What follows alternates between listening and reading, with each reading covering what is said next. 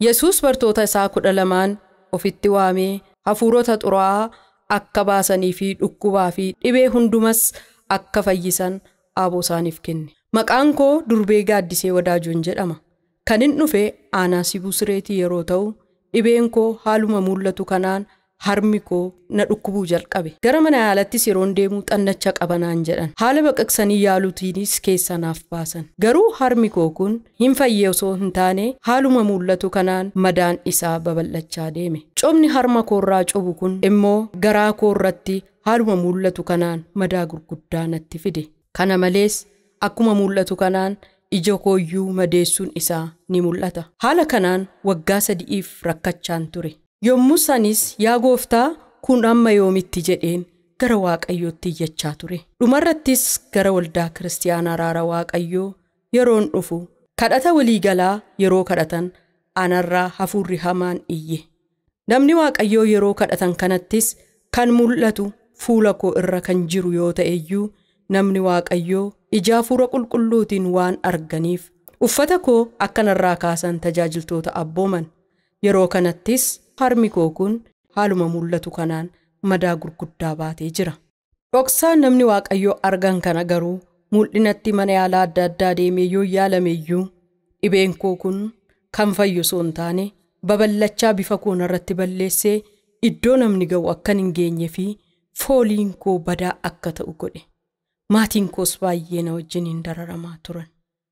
Egaa murtoo isa dhumaa namni Waaqayyoo bishaan gaara Araaraatiin naa kadhatanii hafuurri hamaanis narraa iyyee haaluma mul'atu kanaan daangaa itti naa godhan. Anis waggaa 3 kanan bo'aa ture. Imimmaan koo narraa qooree dhumarratti hafuurri hamaan narraa iyyee achumatti daangaan itti naaf ta'e.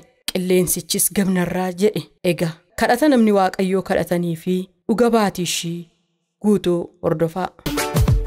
እኔ ስሜ ጋድሴ ወዳጆ እባላለሁ። የመጣሁት ከሲቡ ስሬ ወረዳ ሲሆን መጀመሪያ ጡቴን ሲያመኝ ወደ ሐኪም ቤት ሲሄድም በቀዶ ጥገና ከውስጤ እጢ ያወጡልኝ። እኔም እንደምታዩት ከላይ ያለው ቁስሌ በጣም እየተስፋፋ መጣ። ልብስ መልበስ አቃተኝ።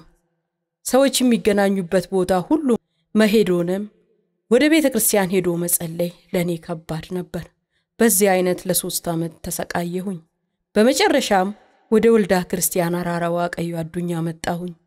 የእግዚአብሔር ሰው ነብይ መሰረት ታዬ የነጻ መውጣት ጸሎት ሲጸልዩ እርኩስ መንፈስ ከውስጤ ጮኸ። ከፊቴ ላይ የሚታየው ቁስል ቢታይም ጡቴ ላይና ሆዴ ላይ አንገቴ ላይ ያለው ቁስል ግን ፈጽሞ አይታይም። የእግዚአብሔር ሰው ግን በመንፈስ ቅዱስ ምሪት ልብሷን አንሱ ብሎ አገልጋዮቹን አዘዙ። ልብሴንም ሲያነሱ ሆዴ ላይ የሚታየው ትላልቅ ቁስልና ጡቴ እንደዚህ ቆስሎ አዩ። ሕዝቡም በሐዘን አለቀሰ። የእግዚአብሔር ሰውም በአራራ ውሃ ጸለዩልኝ። ለዚህም ገደብ እንዲሆንለት በ5 ቀን ንጹህ ሰው እንድሆን ነግረውኝ እኔም መከራዬን እዚሁ ጥዬ በምስጋና ወደ ቤቴ ተመለስኩኝ። የእግዚአብሔር ሰው ጸሎትንና ሙሉ ምስክርነቱን እንከታተል።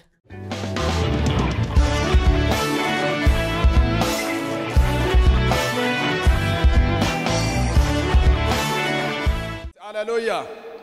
Bishaan isin kajiro abiddaaf dhiigatti deebiseera kan amantan.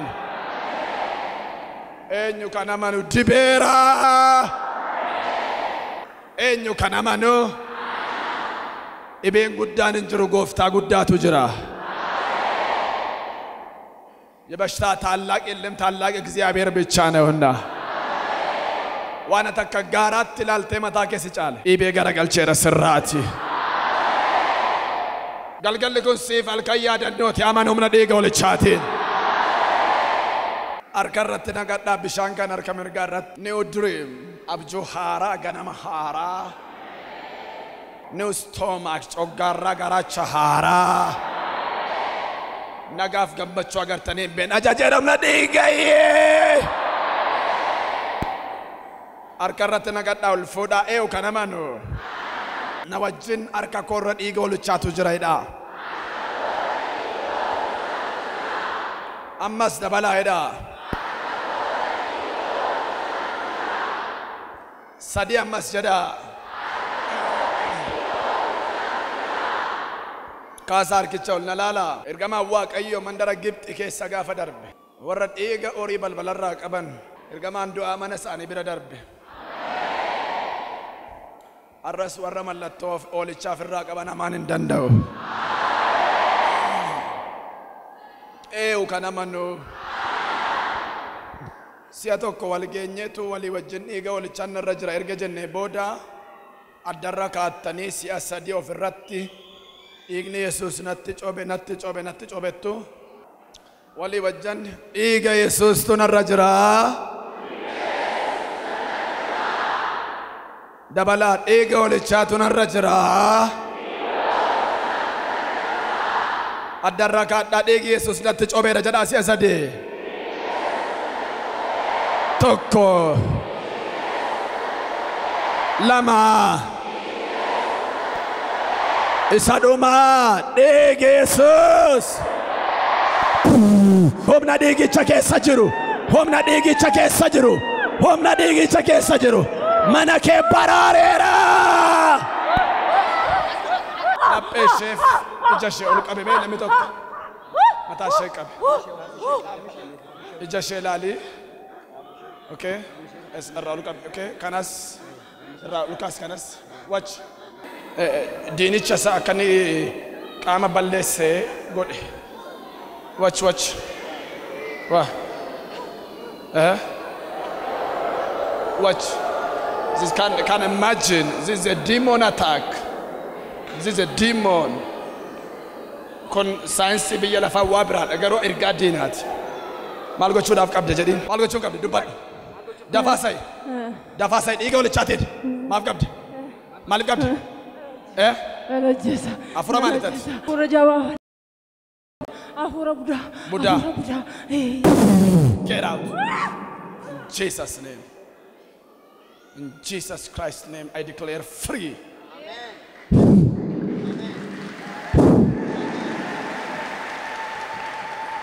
Jesus' name.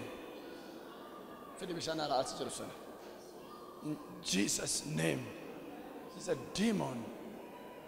Biyya lafaa kana irratti dhala namaatti kan taphatu biiftuu kana gajjallaatti Waaqayyoon jalatti bifa ilma namaa nagaa ilma namaa balleessee inni taphatu diinichadha.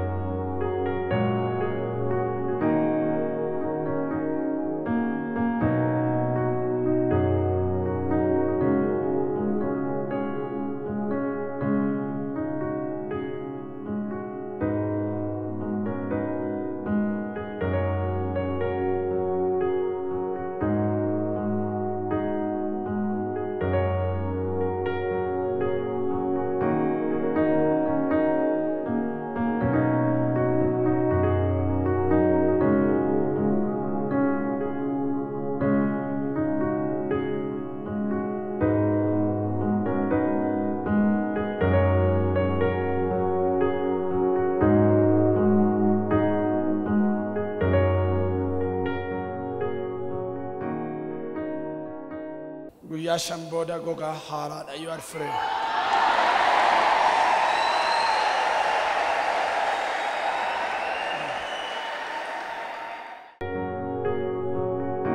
Lafa ol kaanee dhaabbannu gooftichaaf ulfina guddaa galata jabaa gooftichaaf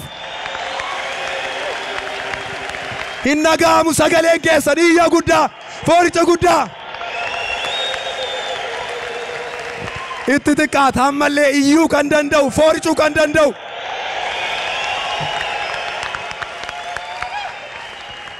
nooraa sabni waaqayyo isin eebbisu har'a kunoo fayyaadha dhugaa baatiidhaaf gidduu keenya jirti mee ulfina waaqayyoo isa jabaa isa dhugaa baatiidhaaf nama dhaabuuf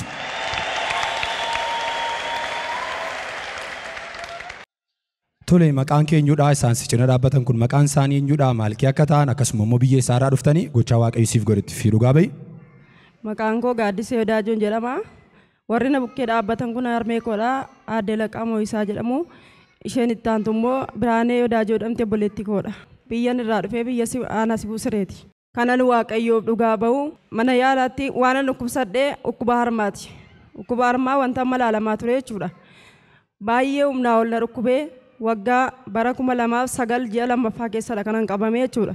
Gaafa jalqabaa harma koo kana keessatti dhiitee ture. Gaafa dhiitee jedhu mana yaalaa naqee gaafa mana yaalaa dhaqu waan akka hiixii fakkaata wanticha muranii keessaa baasanii gaafa bahu achumaan ammas deebisanii harma sana ashaganii jechuudha. Gaafa ashagamu booddee ammas deebi'ee ammas deebi'ee kottu naan jedhanii gaafa deebi'ee dhaqu amma immoo bakkeetti ba'ee madaa'e. Gaafa bakkeetti ba'ee madaa'u immoo maalidha kun jedheen ofirratti hin eegan ture. Xiqqooma tokkoon irratti tossedhee mataa harma koo bukkee tossedhee utuun ofirratti ilaaluu callumadhee dhiisee jechuudha. Waaqayyoon nan kadhadhan ture maalli kun jedhee ofirratti gaaffii baay'een of gaafadhan ture. Otuman jedhu wanti kun baay'atee waan harmi kun baay'ee na dhukkube. Isa tokko irraa ka'ee isa tokkotti darbee isaan booddee immoo harma koo kanatu garaa koo irratti coba ture. Himmalaa wayyaan uffadhu danda'e amma namaas hin ga'u na dhiitessee dhagna koo hunda koo fudhatee kanan uffadhu bijaamaadha. Bijaamaa yeroo eeggatee namarraa ba'a. Namni ulfatee tokko ofirraa baasee yeroo isaatti uffatee isaa booddee ofirraa baasuus hin danda'a. Ani garuu kana hundumaayyuu uffachuu hin danda'u. Booddee ga'ee garuu wanti kun bijaamaan uffadhu sanayyuu uffachuu hin dandeenye. Anna koo kana na gubaa. Iddoo sanarraa immoo nangala'aa morma koo kana harka koo kana ilaalaa turtan. Isa sana hundumaa gaafanii ofirratti ilaaluu nan bu'aa. Maalii Waaqayyoon fedha keenya lana deemu maafan kana ta'a umurii koo kanattan jedha Waaqayyoon. Ani nama fuula Waaqayyoo dhaabbatee tajaajilaa ture. Garuu darboo diinaatu moonatti darbatame. Kanaafiyyuu ani yaa Waaqayyo yoo jaalala kee ta'e narraa fuudhi. Jaalala kee miti taanaan garuu yoommoo guyyaa kootu ga'e isuma kanaa na fudhadhu malee nan carnaqin hin jedha Waaqayyoon. Halkan ciisan qabu. Guyyaa deemeen akka namaatti hojjedhu akka namaatti obbolaan koo na bukkee jiru isaanitti waan tokko ni maddu garuu ani halkan kana carnaqamaan bula. Namni rafee boqonnaa argata halkan an garuu boqonnaan argu. Yeroo sanaaf hirribas arguu hin danda'u. Gaafa nu immoo Waaqayyootti boo'ee Waaqayyoon kadhadhu immoo Waaqayyoon immoo na jajjabeessa. Abjuu koo keessa dhufeellee sagalee gurguddaatu gara koo dhufa. Waaqayyoo akkam na goota gaafan jedhu Waaqayyo immoo homaa miti homaa inni oolta kan naan jedhu sagaleen nagaan ture. Gaafa maatiin koo boo'anii bakka kana booddee sadarkaa natti irra jirtu du'adha. Erga kana ta'e erga morma keetti ba'ee edda kana ta'e waan hundumtu ta'e booddee garuu kana booddee furmaanni jiru naan jedhu maatiin koos gaafa mana yaalaa faa dhaqu. Utoo mana yaalaa naqee qoricha aadaatiin nan fayyadamaa. Qoricha aadaa sanaan immoo dibadhu naan jedhu. Gaafan dibadhu aduu keessa taa'i naan jedhu. Gaafan aduu keessa taa'u homa na guba waan tokko furmaatan qabu. Isa kanaaf immoo gaafa waan boqonnaa gaafa dhabuu amma immoo mana yaalaatti nageessaan jedhaan. Gaafa mana yaalaa nageessan maanni dhukkubni akkasii nu argine hin beennu. Kamirrattuu argine hin beennu maanni inni akkasii maanni kun naan jedhu. Gaaffina gaafa tochas deebisanii. Egaa isiniif hin danda'amu yoo ta'e Waaqayyoof hin danda'ama. Maaliif akka ta'e hin beeku. Gaafa guyyaa Waaqayyoo garuu yoon fayyasi yoo Waaqayyo jaallatee na fudhates siba kanaan biyya lafaarraa xumuruu kooti kanan jedhu abdii kutadheen gala mana yaalaa gaafa naqoo jechuudha. Utuma kanaan cannaqamuu manuma yaalaa dhufee ammasii namu asuma keessaa tuman jiru mana yaalaa nageessanii achittis furmaata dhabeetan abjuu kootiin guyyaa tokko jechuudha. Nan rafan ture utuu rafuu harka koo gara bitaa kanarra gatiitti koo kanarra na tuqu turanii raajinfa. Innaa anoochi booddee anoo kana booddee nan fayyaa. Lafa waldaa araaraa dhaqee tananii Waaqayyo achitti abjuu kootiin raajifaatu na tuqee darbee utoo deemaa jira na tuqanii achumaa Waaqayyo narraa fuudhee achumaa fayyuu koof hin argee jedheeni maatii kootti gaafannimu sin geessina baqqaa geessinee Waaqayyo waan barbaade haa godhu jedhanii ijji koo lafan argu harmi koo immoo agartanitti waan ni fakkaatu. Kanaafiyyuu utuma ni baqa calluma jedheetan guyyaan sun sanbatarra ture. Sanbata sana as keessa taa'an oolee gaafa namni hundumtuu fayyee gaafa namni dhugaa ba'us ilaalaman jira. Garuu hankoo yaa Waaqayyo ati arguu dhabde moo maanni jedhamas Waaqayyoon asuma keessa taa'een gaaffii gaafadha saba keessa jira. Gaafa akkasuma gaafanii calluma jedheetan Waaqayyoon gamma gaafadha nan bu'aa ol jedhee nama ilaalu ijji koo naman argu agartuu kootti gadi dhangala'aa waan ta'eef harmi koo dhangala'aa inni koo hundumtuu bishaanuma dha baqa. Isaan booddee anoo calluma dheetuma Waaqayyoon kadhannuutuma kadhannu raajinfaa aayilaandii bishaan isa nu harka jiru sana banaati harka keessanitti qabadhaati Waaqayyoon nan kadhadha jedhanii gaafa isaan kadhachuutti ka'an harka keessanitti cobsaati waaqayyo harka keessanitti dhoobsaati yeroo kana kadhachaa jira waan ta'eef harka keessanitti dhoobsaati adda keessanitti hin qabadhaa jennaan obboleettiin koo tokko na bukkee jirti bishaan sana fuutee harka koo lamaanitti naa cobsite. Gaafa isheen bishaan sana harka koo lamaanitti naa cobsitu adda kootti hin qabe. Isaan booddee isaan gaafa sana si kadhachaa jiran akkamitti akka dhufe iddoo kana ga'e sin beeku. Humna dhiigicha keessa jiru. Humna dhiigicha keessa jiru. Humna dhiigicha keessa jiru. Mana kee baraareera. Laphee isheef ija ishee ol qabe mee namni tokko mataa ishee qabe. Ija ishee ilaali. Okay. Irraa ol qabe. Okay. Kanas irraa Lukaas kanas. Watch.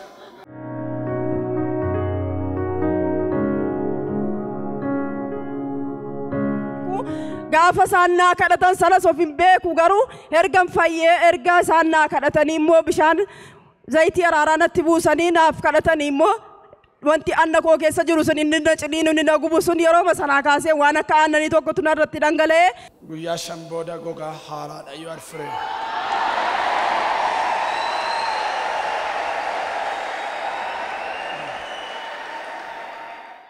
Isuma kanaanii guyyaa shanti gogeera baqa kana booddee sirraa gogeera naan jedhanii raajii akka seera sagalee naaf baasanii.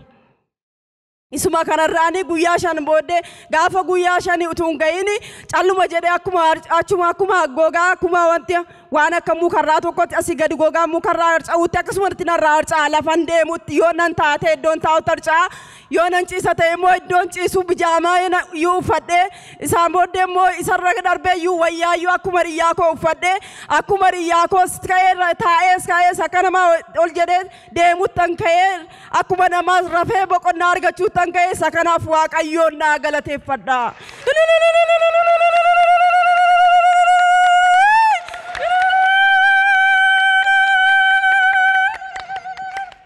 Raajala nan raagogee raajala gogaa dhufee gaafa guyyaa shanii dhagni koo inni natti ulfaatu sun madaan sun hundumtuu qaagonna jennaan nan raagogee.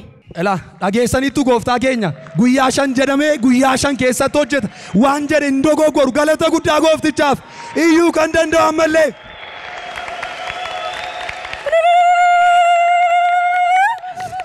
Kadhanni naa kadhatame bara 2012 gaafa ji'a arfaffaa keessadha kanan dhufe sabuma keessan jiraatuma saba keessa jirutudha kan naa kadhatame jechuudha. Ergasii kaasee guyyaa tokko sitti deebi'een beeku madaan kun iddoo hundumarraa jiyyuun qoore. Erguma idduma hundumaati anna koo hundumaarraa yooma sanaa kaasee yooma sanatti battaluma sanatti narraa goge. Araarri kee maallaangoone maraarri kee araarri kee maallaangoone maraarri kee araarri kee maallaangoone maraarri kee araarri kee maallaangoone maraarri kee beesutara sagalee keessan ol kaasati araarri kee. Ararike malangone mararike ararike malangone mararike sayararike Gooftaa keenya isa jabaa kanaaf galanni guddaan hin ta'a.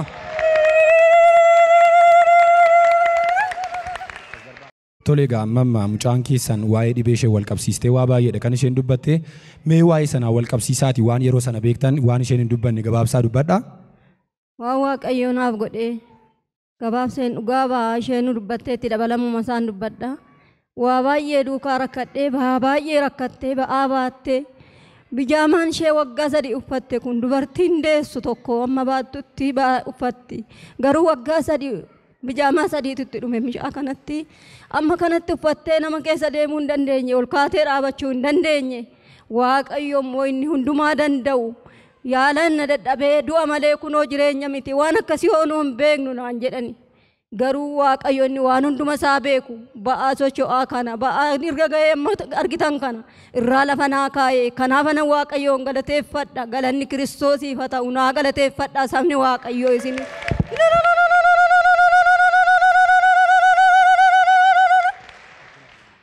Madaan ishee kun yeroo sana foolii qaba ture?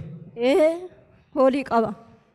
akkamitti itti sittanii gargaartu turtarreessin yeroo sana? Dhimma dhiqnaa irraa dhiqamaan dhangala'aa irraa roobaa takka akka waan abiddi gubee as dana ga'ee dhiitaa takka immoo keessaa dhangala'ee dhuma ammas deebee dhiitee amma naga'a wayyaan isheen ga'u ofumaa garatti qayyarru hin qabnu bijaamaa amma sana qayyarreefiitu itti irraa miinyeetu kanaan duukaa dadhabaa turre.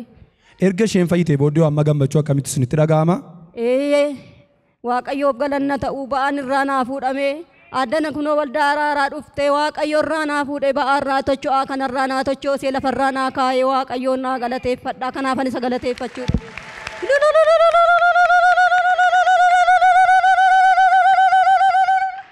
Guddaadhaan jedhu, xinnaadhaan jedhu, jabaadhaan jedhu, salphaadhaan jedhu gooftaan keenya ba'aa hundumaa namarraa fuudhee lafa kaa'a. Mee ammallee iyyuu kan danda'u, fooricuu kan danda'u gooftichaaf.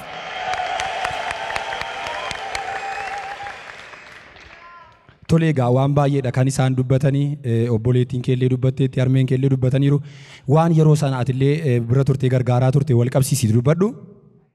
Waaqayyo waan gurguddaa nu godhee obboleettiin keenya kun hin fayyiti jennee si yaadne ba'aa namni hin dandeenye ba'aa ogeessonni hin dandeenye hundumaa kan danda'u ilma jiraata waaqayyo waan ta'eef obboleettiin koo kun lola seexanaan itti lolti iddoo ciiftuttus bineensi dhufee lolaali ture madaa isheen keessaa dhangala'u sun immoo lafanni buutu akka nama peestaaliidhaan namatti coccobu iddoonni bu'u sun madaa guddaa ta'a ture garuu yeroo sanatti jechuudha. Sanuma keessa teessee waaqayyo abdii gurguddaas kennaa fi abdii gurguddaas dubbata. Nuti garuu abdii kutannee hin duuti jennee hin boonye turre. Isheen garuu ani hin du'u isa jiraataan irra jiraan booyinaa nuun jetti. Yoon du'e gara abbaa koosa mirgan du'aa danda'u naqa. Yoon lafarratti jiraadde moo nan fayya madaa kana ni narraa qoorsu ilma waaqayyooti waan ta'eef kaleessa waan baay'ee irra dabarsee asiin naga'eera. Madaa kana kan qoorsu ilma waaqayyoo jiraataa waan ta'eef kanaaf abdiin kutatinaa nuun jetti turte. Unis garuu yeroo ishee bukkee geenyu dhuguma abdii taaneef itti dubbanna akka namummaatti jechuudha. Ba'aan kun akka namaatti gaafa ilaalamu tasan danda'amu. Ogeessonni beenna ofiin jedhan tokkollee kan biran geenye dhibee ishee kana ilmi waaqayyoo lafa kanatti dhuftee fayyitee lafti kun lafa aara galfii lafa boqonnaa waan ta'eef dhibeen isheerraa kun hundumtuu gogee har'a kunoo fuula haaraa godaannisa tokko malee waaqayyoon ni jiraatan fayyisee obboleettii koo kana gidduu keenya dhaabee jira.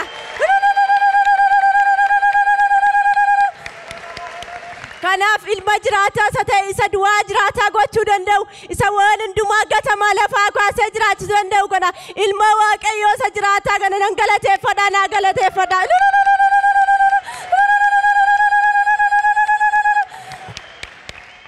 Ogeessi aadaas ogeessi fayyaas eenyuyyuu furmaatatti kennuu hin dandeenye. Isaan jalaa dhokateera. Ilmi waaqayyoo garuu waan hundumaa arga. Waan namni hin argine, waan namni hin beekne bira ga'uu danda'a. Ammallee ilma waaqayyoo isa jiraataa kanaaf iyyuu kan danda'u, fooricuu kan danda'u. Har'a akkasuma lafa kana irratti dhibbattanii kan jirtan dhibee seexanaan qabamtanii kan jirtan obboleettii koo kana ilaalaa abdii godhadhaa. Waaqayyo waan tokko waan dadhabe hin qabnu lafti kun lafa fayyinaati lafa ulfinaati. Nama waaqayyo nuu dhaabe waaqayyo qabna waan ta'eef waaqayyo irraan darbee hojii gurguddaa hojjeta. Dhibee keessan amantiidhaan ta'a malee inni isinirraa fuudhu ilmi waaqayyo gara keessan hin dhufa. Kanaaf iyyuu warra du'aa warra jiraataa godhe mana gaddaa mana gammachuutti sageeddaree dunkaana du'aa nurraa fuudhee dunkaana galataa isa godhe waaqa kana nuu galateeffadhaa ammayyuu.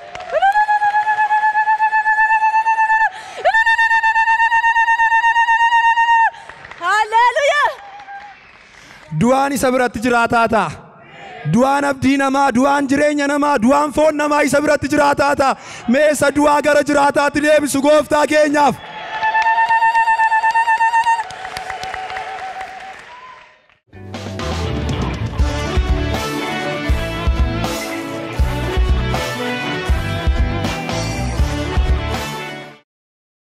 እህታችን ጋድሴ ወዳጀው እህቷ ብራኔ ወዳጆና እናቷ ወይዘሮ አለቃ ሞሲሳ ናቸው። እዚሁ ከምስራቅ ወለጋ ዞን ነው የመጡት። እህታችን ጋድሴ አሁን በቪዲዮ ላይ ባየነው መልኩ ለ3 ዓመታት በጡት ቁስልና ሰውነቷ ከጡት በታችና በብቷ ስር በነበረው ከፍተኛ ቁስል ስትሰቃይ ነው የነበረችው። የጀመራት 2009 ዓ.ም ሁለተኛ ወር ውስጥ ጀመረኝ። ከዛ በኋላ የሄደችው ስሬ ሆስፒታል ሆስፒታል ነው። እዛ ስትሄድ መጀመሪያ እጢ ነገር መስሎ ነበር። ከውስጥ ቆርጠው እሱን አወጡ። ከዛ ወደ ቤት ከገባው በኋላ ደግሞ ቁስሉ ወደ ውጪ ወጣ። ወደ ውጪ ከወጣ በኋላ በጣም አመመኝ። ተመልሼ ሄድኩኝ። ሕክምና ሰጥተውኝ ወደ ቤት ተመለስኩኝ። ግን ምንም መሻሻል አላሳየም። ከዚህ በላይ እንግዲህ ምንም አናደርግም የሚል አይነት ነገር ነው የመጨረሻ ሕክምና የሰጧት። ከዛ በሱ ተስፋ ቆርጣ አበሻ መድኃኒት ስትጠቀም ነው የነበረው። ተቀብታ ፀሐይ ላይ ተቀመጣለች። እሱም ያቃጥለኛል እንጂ ምንም መፍትሄ አልሰጠኝም ነበር። ሽታ ያለው ነገር ከላዩ ላይ ይፈሳል። እሱ የፈሰሰው ደግሞ ሌላ ሰውነቷ ላይ ሲያርፍ ሌላ ቁስል ያስከትላል። አሁን ባየነው መልኩ በዚህ አይነት ሁኔታ ትሰቃይ ነበር። በእውንም በህልምም እግዚአብሔር እየመጣ መንፈስ ቅዱስ ያጽናናኛል፣ ከዚህ እንደምድንም ይነግረኛል። ግን እኔ እንደ ስጋ ራሴም ተስፋ ቆርጬ ነበር። ቤተሰቦችም አሁን እንደመሰከሩት በጣም ተስፋ ቆርጠው ነበር። እሷ መጨረሻ ላይ ለመኖርም ደግሞ ተስፋ ስትቆርጥ እኔ በሞትም ደግሞ ወደ እግዚአብሔር ወደ አባቴ ነው የምሄደው፣ እኔ በዚህም አልሰጋም እያለች ራሷን ታጽናና ነበር። ከዛ በኋላ አንድ ቀን የእግዚአብሔር ሰው ነቢይ መሰረት ታዬ በህልም ከታዩት በኋላ የግራ እጇን ትከሻ ይነካሉ። ያንን ህልም ካየች በኋላ አራራ ቤተ ክርስቲያን ውሰዱኝ፣ እኔ እንዲህ አይነት ህልም አይቻለሁና እዛ እድናለሁ ብላ ትነግራቸዋለች። ከዛ በኋላ እሺ ብለው እስቲ ቤተሰብም ተስፋ ቆርጦ ነበር እስቲ እንግዲህ እዛ ሄደሽ ደግሞ እዛ አንዴ ብቻ ለመጨረሻ ጊዜ ወደ እግዚአብሔር ቤት እንወስዳታለን ብለው ተስፋ በቆረጠ አይነት ወደዚህ አመጧት። የእግዚአብሔር ሰው ነቢይ መሰረት ታዬ ውሃ ላይ ከጸለዩ በኋላ ያንን ውሃ ደግሞ ወስዳችሁ ግንባራችሁ ላይ ቀቡ ይሏቸዋል። የዛኔ አንድ እህት አጠገቤ ስለነበረች የተጸለየበትን ውሃ እጄ ላይ ስታደርግልኝ እሱን ግንባሬ ላይ አስቀመጥኩኝ። ከዛ በኋላ የሆንኩትን ነገር አላውቅም ብላ ነው የመሰከረችው። ያ ማለት አሁን በቪዲዮ ላይ ባየነው መልኩ የእርኩስ መንፈስ ከሷ ነው የጮኸው ማለት ራሷን ሳተች። በዛን ሰዓት ወደ ፊት ለፊት አመጧት። የእግዚአብሔር ሰው ነቢይ መሰረት ታዬም ሲጸልዩላት የሰይጣን ውጊያ ውርወራ ነው እና እንዴት እንዳደረጋት ብለው የዛኔ ገጽጸው ጸለዩላት። ከ5 ቀን በኋላ እንደምትድንም ተነበዩላት። ከዚህ ከገባው በኋላ ከ2 ቀን ከ3 ቀን በኋላ ልክ እንደደረቀ እንጨት ቅርፊቱ እየተራገፈ መጣ። መጨረሻ ላይም ደግሞ በ5 ቀኔ ደግሞ ሙሉ በሙሉ እግዚአብሔር ከዚህ አድኖኛል ብላ 3 ዓመታት በሙሉ ከተሰቃየችበት ከዚህ ይዳናል ከማይባል ቁስል እግዚአብሔር አድኗት የእግዚአብሔርን የማዳን ኃይል መስክራለች። እኛም ለዚህ ሁሉ ለእግዚአብሔር ክብር እንሰጣለን።